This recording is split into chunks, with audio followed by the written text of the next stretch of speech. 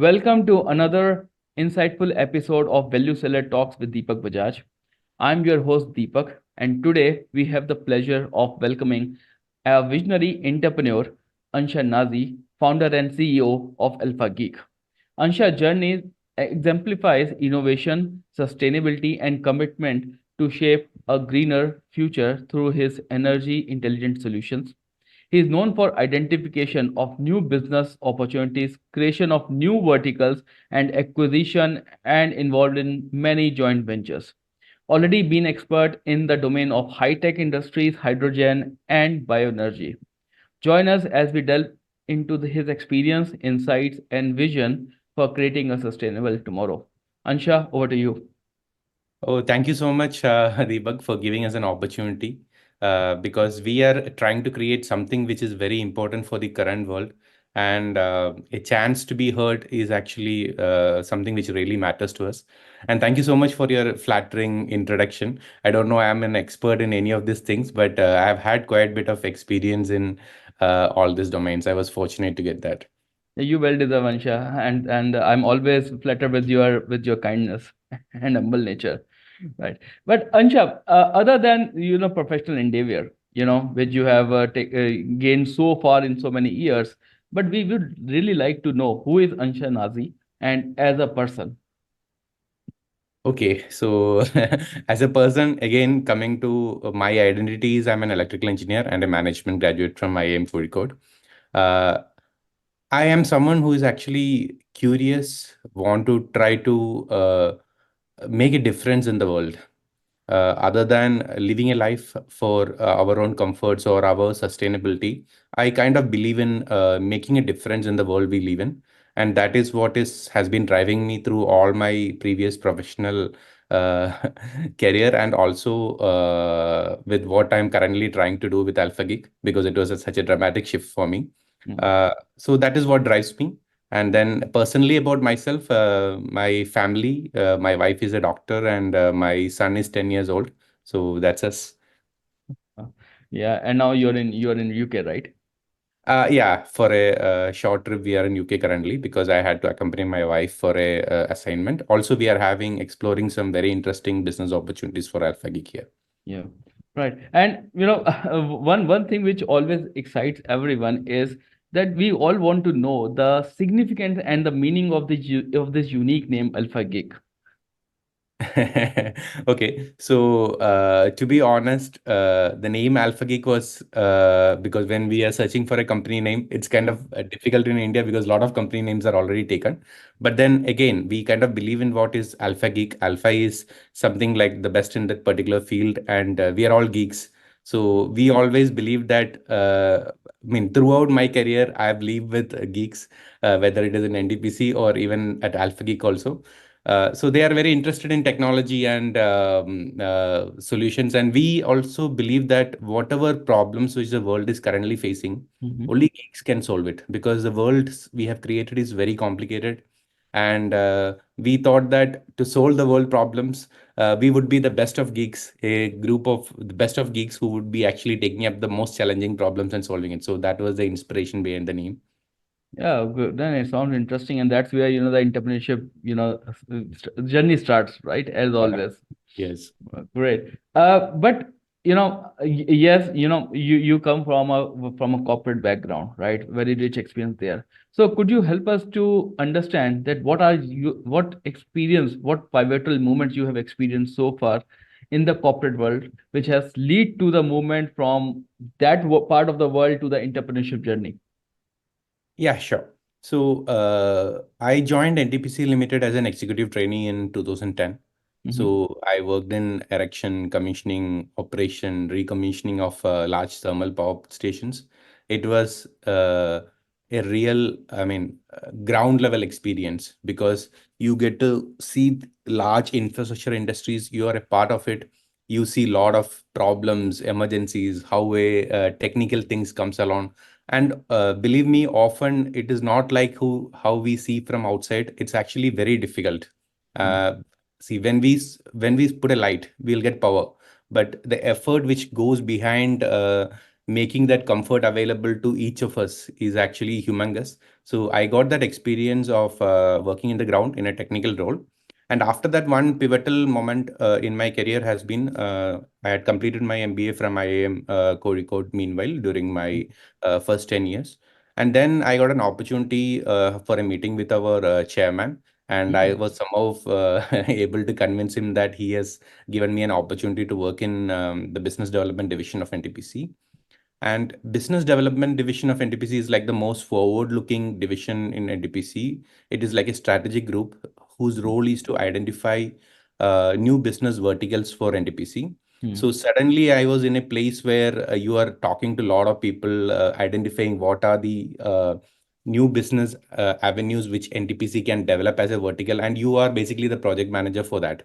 So that mm, has given me, I mean, immense experience, exposure, because suddenly you are talking with all the big players, you're talking with a lot of CEOs, lot of global technology companies, and we were in talks with different joint ventures and all these things.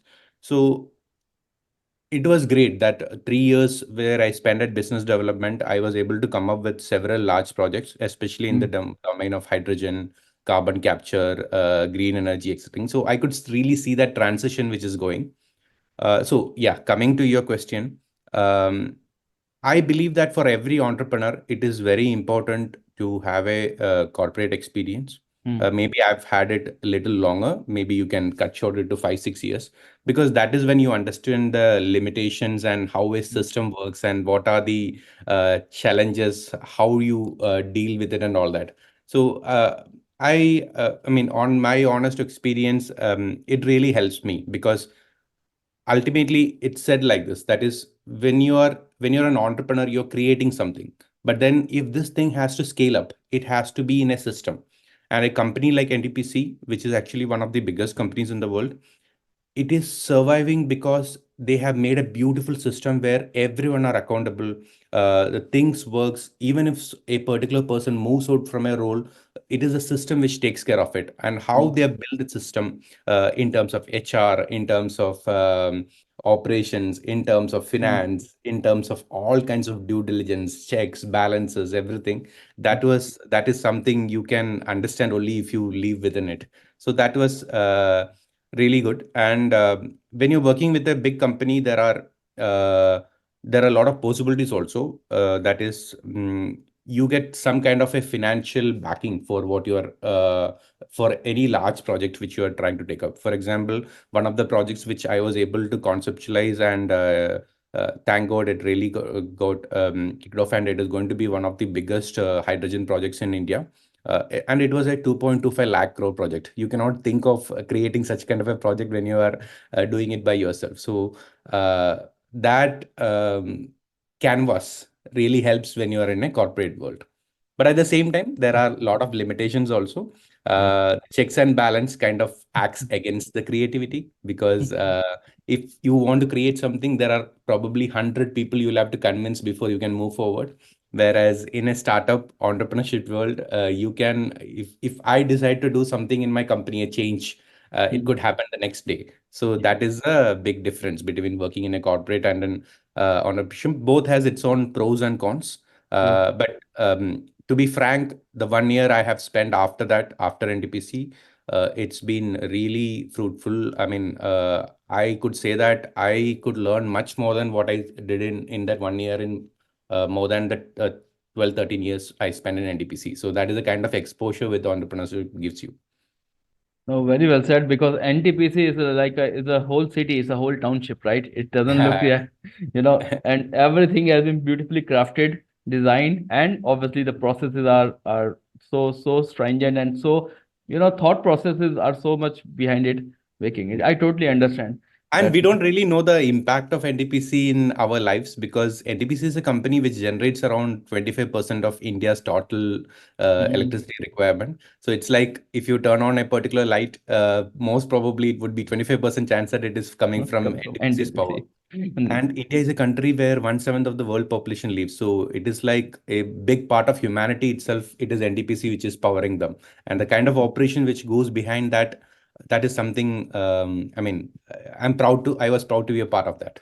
Then the whole India is proud about it because at the end of the day, the whole we always talk about if we want if we have to make India a global nation, right? Which already Mm. we have, but have the infrastructure, and to power up that infrastructure, you need energy, right?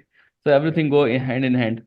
And something which I realized after I've spent only 2 weeks in UK now, and what I Mm-hmm. realized is that the cost at which we are actually providing this service, that Mm-hmm. is something which we all Indians should be proud of, because it's very difficult to provide that same electricity which someone is selling at multifold cost here to a lot of Indians. That is something because we are actually our huge population. There are a lot of things which we are making available to them at a very low cost, which is affordable to them, and that is something we Indians should be really proud of. No, no, I'm 100% agree with you. And yeah, I believe your message will be, spread to the many audience, many viewers, and they will definitely understand the hard work which the government is doing for us. And Mm. complaining is easy, but evaluating is really, really difficult. No, we And don't see thank the you other for side, the challenges, yes, because exactly. we have And a huge population to serve, and whatever we are providing to them currently, it's something very remarkable. remarkable. And thank you for bringing it up because sometimes the people take the names and the facilities for the granted, right? Yeah, And it happens, yes. when whatever you mentioned, I just realized, okay, whatever you are saying, I can relate that. I can see, I can visualize how this NTPC big chimneys looks like, and similar. It's not NTPC is one part of it. There are other players who is doing the similar thing. So great. Thank you, Ansha, for bringing this important topic. But important here is now because as you have moved from a corporate life to the entrepreneurship, now you have a rich background from the power engineering and you did the management from IM Kozhikode, and how you leverage both the technical expertise and business acumen in your role as the founder and CEO of Alphageek. Okay, so first of all, I believe that what I'm really good at is believe bringing in very smart people together to towards a common vision and create something. Mm-hmm. Because I wouldn't say that in my team I am as good as anybody else in whether it is software, whether it is the process part, whether it is the sales, marketing. But I have been able to indulge a vision of creating something among a lot of talented people, and they kind of come together. So I think that is a real sense of entrepreneurship. You cannot do anything yourself. You just have to get very good people, align them to your vision. But at the same time, there is a problem also there. That is, when you are an NTPC or when you are any big company, you get access to the most quality manpower because you can afford to pay. A startup cannot afford to pay. So you have to inspire them. And if you have to get great people, they all have to be inspired in that vision, and I think I've been able to do that. So I mean, that's something which I'm personally proud of. And I totally understand that because the startups retention is attraction and retention both are the biggest challenges, Yeah. and most of the startups are complaining because the way they are hiring the people is Hmm. because all the people are moving out. Yeah. So that creates another capability or another skill set of an entrepreneur and the founder like you to develop a people management you know so I'm pretty much sure you have a great vision as you always mentioned. No, it's all about. I mean, see, nobody who is working in with me in currently in Alphageek, they will be able to earn maybe multifold of what they're currently earning. Hmm. But we have come together for a vision Yes. to create something which is currently not there. And for many of them, for very talented people, that really inspires them, and that is what kind of holds us together. And if you are not able to create that vision, it is very difficult to survive a startup, because ultimately money really matters. Money matters. Money Yeah. matters. Yes. Now, regarding this monetary part, now there's another one which is very important and which makes a very great impact, not to the customer, but even to the employees. The first one is the way we see Alpha Geek. You are Hmm. very well positioned as a company, as a startup who is providing or developing the cutting edge, high tech and solutions to enhance energy efficiency. This is your positioning, what how the world sees you. But could you please provide us some insights that what is the impact it is having on the customer's energy requirement? Yeah, but before that, maybe 2 minutes I'll take to Okay. explain why we are doing it. Hmm. Hmm. So at NDPC or any, I have been able to explore all the energy transition technologies, Hmm. whether it is energy storage, whether it is capture, green hydrogen, everything. And what I realized is that climate change is, we don't realize it on a personal level, but that is the biggest threat to the existence of humanity itself. So Hmm. it is because I have been part of a lot of discussions around that in all the large forums. And what is happening is that climate change is so real that to the extent that it is very unlikely my son, who is currently 10 years old, when Hmm. he's of my age, he probably will not have the same kind of a world to live in. Hmm. It's an existential crisis. But then there are a lot of political, economic dimensions to it that we are not ready to able to take it to that seriousness. But um, uh, if we go on like this for another 30, 40 years, it's going to be very difficult. And we can see the proof already. There are, we in Kerala, where I come from, we got a flood in 100 years. And the next flood, we got the next year itself. Hmm. The kind of temperatures we have currently, the kind of pollution we have, basically we are losing the earth. And that climate change is the biggest concern currently. Hmm. And unfortunately, what I understood is that humans don't have a solution to it.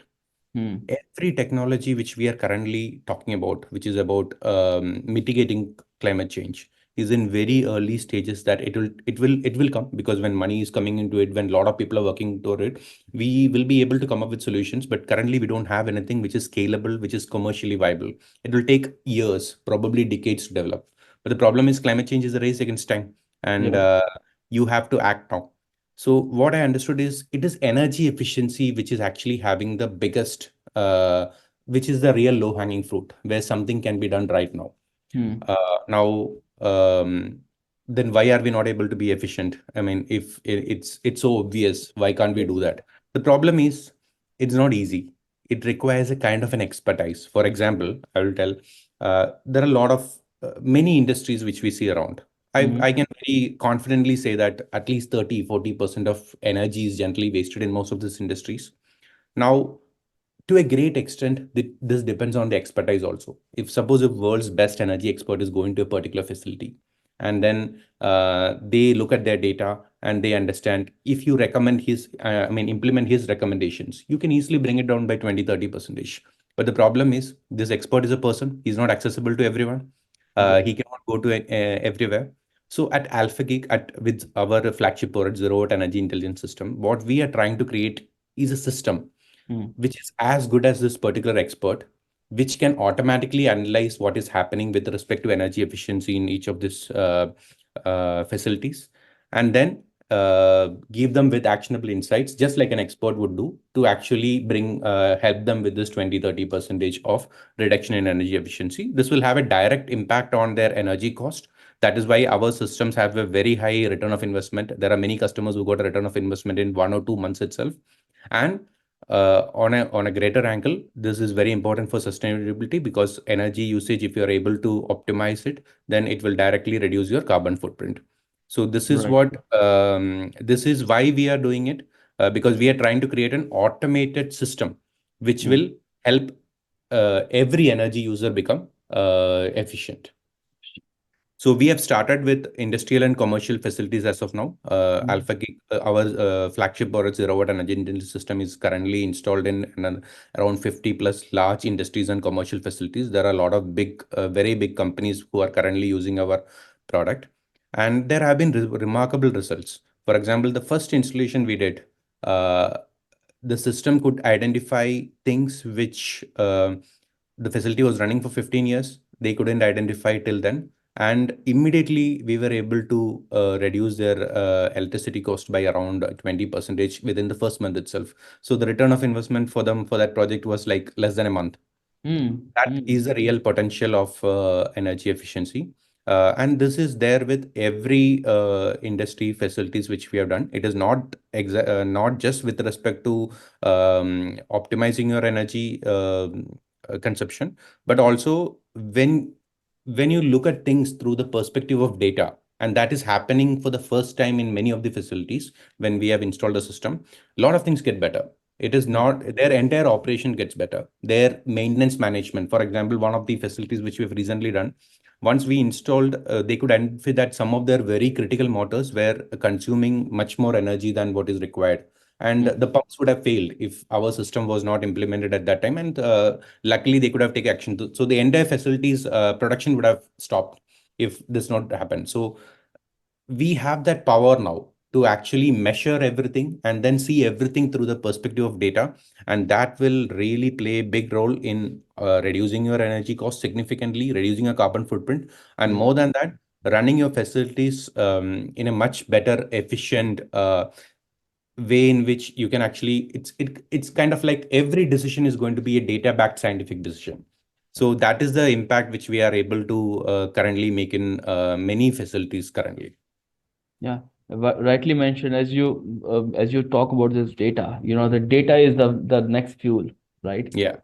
So if you get hold on that data, bring the real insight from it, take an actionable actions or on a real time basis and implement with the open with a closed loop, Hmm. you are the king. Yeah. You are the king, right? Yeah, There's the only problem is with respect to data, right? This is something which I found I was very surprised about it. We have all kinds of cutting edge tools on our personal life. For mm, example, if you want to cook something, you yeah, just have to give the ingredients to an app and it'll give you what to do. Or mm, if you want to order something, someone will knock at your door in 5 minutes. Unfortunately, this is not really happening in core industrial sectors right, where actual manufacturing and things happen, because every product which we use, I mean, you are using a headphone, that yeah, headphone is manufactured somewhere, right? There actually it is kind of little slower.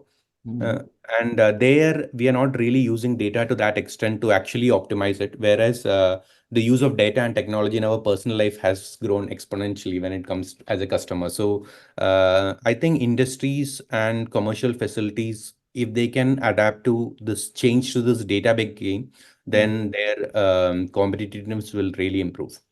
Yeah, no, no, I'm very, very well agree what you're coming from the technology background and Mm. the power. So in the technology we talk about generating the data. Yeah. In your case, it's a real case study which you are making applying this data into the actionable items. Yes. Yes. So very well, and I'm pretty much sure that the users, especially and the viewers coming from the industrial background, they will take it as a valuable insight and valuable information from for what you mentioned few minutes back. Yeah. So, and that also the question, which I'm going to raise, what is your vision? So you answer it, the gap which you have identified, to Mm. 20 to 30, well, 30 to 40%, is a big number. And the people, the industries can go into the bankruptcy mode if they are not able to plug in their loopholes, right? 30-40%. And is the solution was only for the industries, or is it only so for the B2C mode or the real consumer mode also? So what's the plan? Yeah, so our vision is definitely to create an energy intelligent system which will enable every energy user in the world to optimize their consumption. It can Mm. be we ourselves as an individual user at our homes, to Mm-hmm. industries, commercial facilities, shops, everyone. The only reason why that is ultimately what we are building, and what we are building, whatever we are currently doing in industrial and commercial space will really help the when we launch products on the other one also. So we are planning to launch products in all these domains for every energy user in the world, because that is ultimately our vision. The reason why we have started with industries and commercial establishments currently is because as a startup with limited resource, we cannot go everywhere. Because in entrepreneurship, see, we have, I can proudly say that, very confidently say that we have one of the best products in the industry currently. We are benchmarked against all the existing legacy solutions, new solutions, everything, and we have one of the best product. But the problem is getting people heard, getting people aware that this kind of a thing is possible. Mm. That is the real challenge. So what we are currently planning is that that is why we gone for a route where the problem is larger. That is, Mm. if you talk about an industry, there are industries who have an electricity cost of say 4 or 5 crores per month, and Correct. this is a very big cost to them. So Yes. with our limited resources, it would be easy for us to make a traction there. But ultimately, our vision is to create an energy intelligence system which will help every energy user in the world to optimize consumption. I can tell a simple example of how it really works in a home space. So Mm. I don't know if we have it in we don't really have it in India in majority of the places. Mm-hmm. But in UK, currently the home which I am living, there is a particular small display, and this Mm. display shows your live energy cost for today, how Mm. much it has been. It is not. I would say our product is much more advanced, but leave that part. Mm. But that simple feedback is something which I personally look at every day, and I try to adjust, optimize. That simple feedback actually helps you really optimize your consumption. And so that is the impact which is, if you had such kind of a device, if you were able to get it on your phone and which will tell you, okay, this is how you were consuming like this. And then there are a lot of features which can come top of it, but that simple feedback will really help you optimize. Uh, because how many times have we forgot to switch off our AC after we get up? Or how many times we Mm. kept the heater in some room on, and then we just left the home and then we came back. So Mm. the behavioral aspect of energy efficiency is something which is very important. Yeah. See, it doesn't matter if a particular AC is say 5% more efficient if you are running it for more than 1 or 2 hours every day, Mm. or Mm. if you forgot to switch it off for an entire day. So there are a Yeah. lot of and this is just a starting point. Yes, the other efficiencies comes to a point, but that feedback is very important. It is very important for every energy user. Yeah. So basically, the data which the person, a layman can, see, understand, take an action based on the readings and based on the recommendation. So he can just doing just a small switch off, he can save a lot of money. And also this also trigger one more idea that, if the person knows that out of his let's say 20 appliances, one or two appliances are not working fine, then he Yeah. should also know that this is the time which has to be either go back to the company for the guarantee or the warranty, otherwise replace it. So that Yeah, is yeah. also And saving. many times it will be a much cheaper option to replace it rather Replace. than keeping on running it, because the energy cost will be much more than the cost of that equipment itself. True, and I agree. I So totally agree. this has an impact in all our lives. All our life. Yeah, all our lives. Right. And with the summer starting up, so we can see that we all are mentally ready to get our shoot in the electricity bills, and the ACs will be running all over.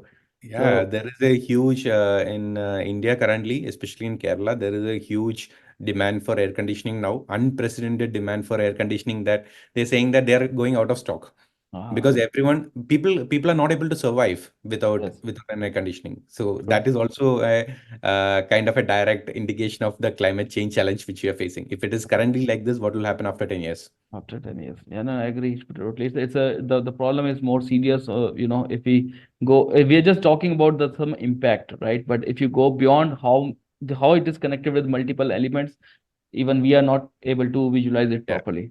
Yeah. Right. And sorry, one more point Yeah, which I yeah, missed please. from this one. The key challenge here is actually, as you rightly said, to make it understandable to the layman. Hmm. Currently, we don't have that much of a challenge because the users of our product are very technically advanced people who are actually already running a process. But we should convert this particular data as a feedback in such a way that everyone can understand it and they can act upon it. True, And that is a true, real challenge. Yeah. true. No, I agree. Right. But I'm just trying to take few months back or few steps back. When you moved into entrepreneurship journey, you took off your hat or your badge of a prestige organization like the NTPC. But once you move to the going to your customer, to your client, they will see you as a different person, not coming from authority. Now you are building your authority. So Yeah. how you navigate yourself as an entrepreneur into the complexities of entering in this new world of business, Hmm. and what strategies you applied at that time which worked for you to get your first client. To get our first client. Okay.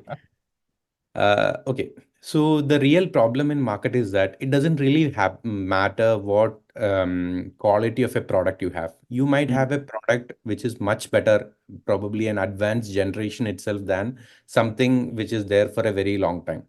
But generally, what happens is that the brand equity, the trust which customers have in their mind Yeah. is actually something very difficult to achieve. And most of the time, the decision making happens because of this trust. That is, we all would happily buy a very expensive, reputed brands or companies product, and we don't really look at how good the product is compared to someone Mm. who have just come up. So that is the first major challenge. We would have been in discussions with maybe 2000 plus customers till now, Mm. all industrial commercial customers in the last 1 year of our product launch. Mm-hmm. And everyone have this problem. Everyone have this particular problem. They want to do something about it. The real problem for us is the question is not that they have this particular problem and they want a solution, and they don't have many options also. But the key question is, who are you? Mm. What if your company is not there after 6 months? And Very, that is it's the a genuine question. yeah, that is the real challenge of a startup. And it's a very valid question from a customer end, especially for industrial and commercial customers. The biggest problem is individual decision making can be much easier, but when Mm. you are making a decision on behalf of a company, what happens is it's about your job. Someone will question you about your ability to perform your job if it doesn't work well. And they would be very happy to go with a trusted solution. Even if it doesn't work, also, there is nobody going to blame them. But Yeah. once you go with a startup or someone who is new, it's kind of difficult. So that's something which is very difficult to crack. We have been doing extensively, we have been reaching out to customers, trying to spend hours with them, which Mm-hmm. none of the large companies do that. And that is how we are currently able to get a good traction.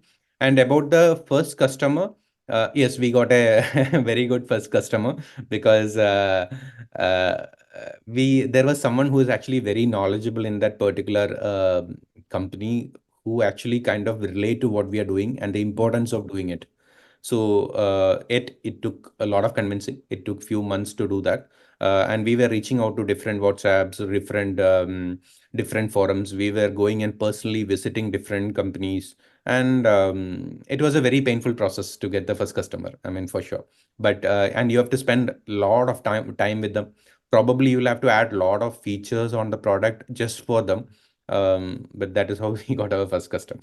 No, no, no, I But totally then we agree. were able to give a very good results to them, that he was actually very happy that he took the decision. Yeah. So it remembers me one thing, and I always tell it to everyone who, that people buy with emotion and justify with logic. So when Mhm. you bring the brand names, so the emotions already been there, right? So Yeah. that satisfaction is there. Okay, that company is stable. So yeah, it takes some time, but yeah, I'm happy that you have already reached to that mark. So now that it's time for you to scale up. Yeah, yeah. That is what we are currently planning to do. We are actually expanding our team. We are reaching multiple markets. Uh, and it is our existing customers itself who are giving us. Recently, one of our customers have decided to implement our system. Yeah, earlier, it was implemented in a part of it. Now they are replacing many other systems which are currently there and implementing with our system. So that is the real validation when your existing customer uh, wants to buy again from you Yeah, or yeah, no. expand the system within their facility. So that is like the biggest validation for us. Yes, true. No, no, very true, very true. And that's give us satisfaction that we are, that's give us in self-motivation as well. Yeah. So thank you for keeping your spirits high, you know. Yeah. And then if are there any entrepreneurs which are hearing this particular Yeah, video? there are so many. So there is actually a very big difference between working in a corporate or working in any job and taking up an entrepreneurial role. The advantage of working in a corporate is, first is you get resources. So Hmm, you need a finance person, you need a contract person, you need to you everything is there at your disposal. That is correct, one thing. correct, Next thing is you don't have personal stakes. So when it comes to personal stakes, right, that is okay. I will personally go bankrupt if this particular deal won't work. correct. That is something which is very difficult to handle. That's the problem with entrepreneurship because you are ultimately accountable. Hmm. But then on the bright side, I would very, I mean, I can tell that 1 year which I've spent with Alphageek trying to build this entire team and take it to this stage, it is on a personal career level, I feel that it is much more much better than the 13 years I spent in a very large organization Hmm. handling several large projects. Because in an entrepreneurship, when you are leading something or when you're working in a startup, you get exposure to every function. And you should handle every function. If it is about hiring, I would have personally done around maybe 500 plus interviews. Yes. So probably in many companies you don't get to interview those many number of people. You have to handle the finances, you have to run after banks for financing, you have to set up a process, you have to do the operations, you have to do the procurement. So on a career basis, I would happily hire someone who have worked in a startup, because he would have seen everything. Whereas when you are working in a corporate, however large, however big your role is, you will always be responsible for a particular part of a particular thing, and you don't really have that much of a personal stake. You just have to manage the conversation. So that difference is really there. And for youngsters out there, I would say that currently you shouldn't really look at job safety or things like that.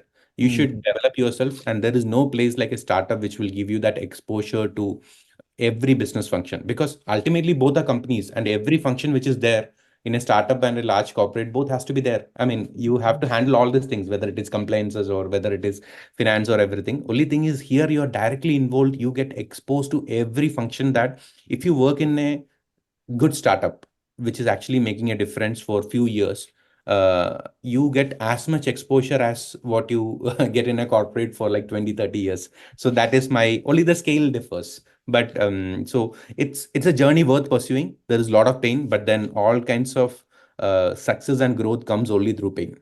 Yeah. So, Anshad, you have raised a very important and touch upon a very important point because from last 6, 7 months, I'm also talking with a lot of people, and most of them are the people who.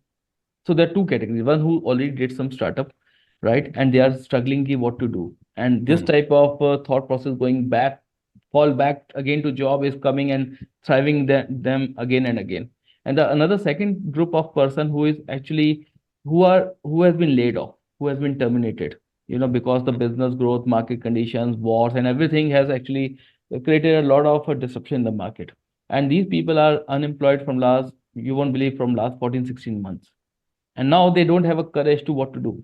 Again, from Hmm. last 40 months, they are just calling the people just for asking for the reference.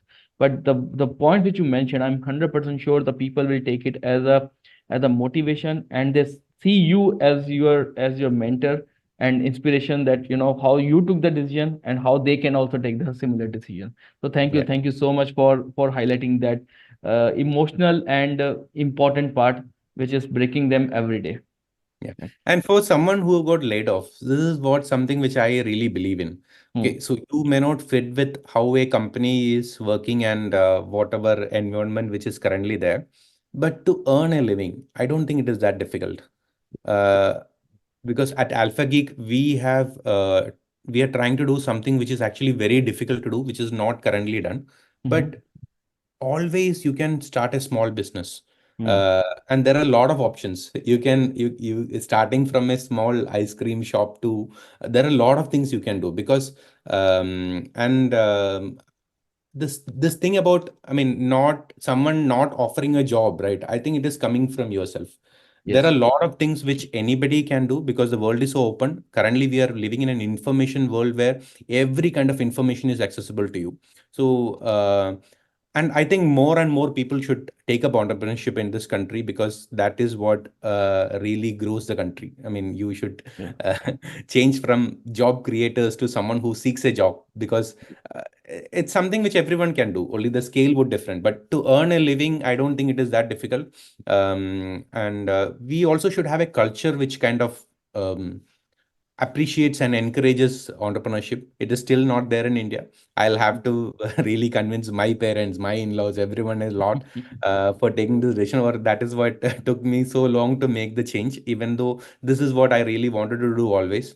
Uh, But to the parents and whoever is surrounding you, if someone is doing an entrepreneurship, something on his own, let him do it. It's worth having. It might take some time, but it is going to give them a lot of benefits financially and on a personal level over a long term. And that is Mm, for sure. agree. So our society also have to adopt to that kind of a thinking, and we can see it for ourselves in some part of India where there is a real entrepreneurial culture, and the kind of GDP and the kind of Mm, growth which they have, those particular parts is something else compared to another part which is really relying on jobs, jobs. or they want someone to give them a job. True, true. Yeah, No, no, I agree. Uh, in the interest of time, but I will definitely ask one last question, which sure. is very, very important for everyone who is hearing it. The first, this is related with the customer experience, right? Mm, So right now, in today's time, the customer is also getting powerful. They're also becoming intelligent, that the power of the data. And mm. now the expectation of the customer has changed drastically. So how you manage your customer, maybe your first customer, I should say, or the customer you are meeting for the first time in today's complex data oriented complex environment, I should say. Yeah.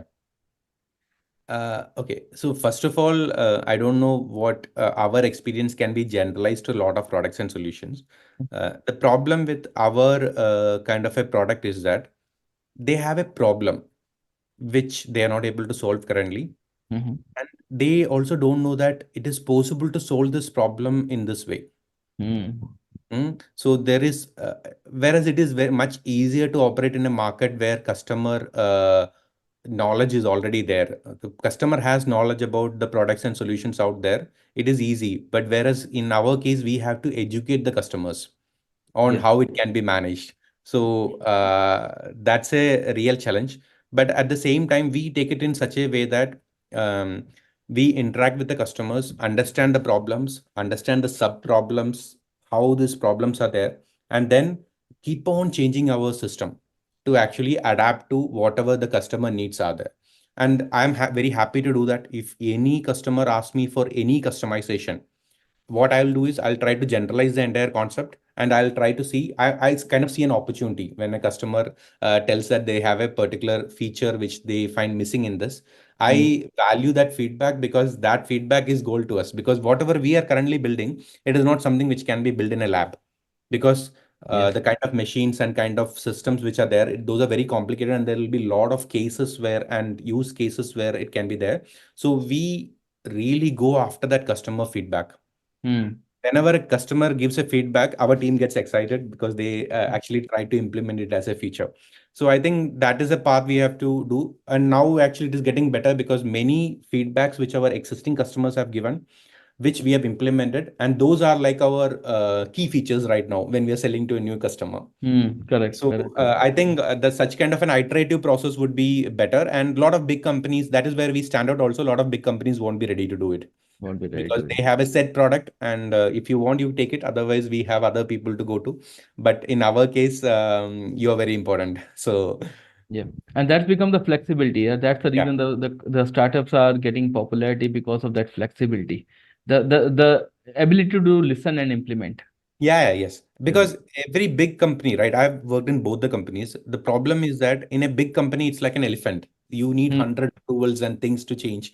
Whereas for a startup, that is why always I mean, I can tell a lot of examples. So we have a lot of solutions like Amazon, say Big Basket, say Mm. Swiggy. There were a lot of large companies beforehand who were actually well equipped. They just had to implement a software to get it done, but they couldn't do it. It is only a small startup which is sitting in a garage, two, three people who are able Mm. to create an entire market. That is Mm. because some things are possible only in a startup environment, Understand. where and it's very evident to us. Otherwise, there is no chance for new companies at all. But um, to actually change, adapt suddenly, and then listen to the customer, be close to the customer, and think of this particular thing we are doing as the biggest passion. Like it's actually very difficult when the organization goes large, Goes and it large. True. happens only in a small team. So that is why startups can really create. Yeah. And this has become more valuable to the economy, to the end customer as well, right? Because they Hmm. are also looking and getting what they are looking for, right? Yeah, yeah. The lot of their problems are currently being solved by startups, whereas there were very large companies who are serving them, but they don't. I mean, they don't really, because it happens when the organization becomes large. It happens. You get really disconnected with the end customer and their needs. True, true. No, very well articulated, Ansha. So with that note, I really want to thank you for sharing your wealth of knowledge, wisdom, and experiences, and specifically your entrepreneurship lessons, which you have shared with us today. So it's been an enlightening conversation with you, Ansha. Yeah, same here. Thank you giving for an opportunity to let a lot of people know what we are trying to build, the problem which we are trying to solve. So thank you so much to you for that. And it was a And great conversation. and it motivates a lot of people who are still struggling and still thinking what to do next if they don't have a job, or if they want to do something good. So your inputs are really valuable to them, Ansha. Yeah, sure. Okay, great. And And if anybody don't have a job, then they can just contact me because I am Mhm. finding it difficult on the other side to actually get very good people to create what we are building. No, it's a win-win situation. It's always a Yeah, win-win sure. situation.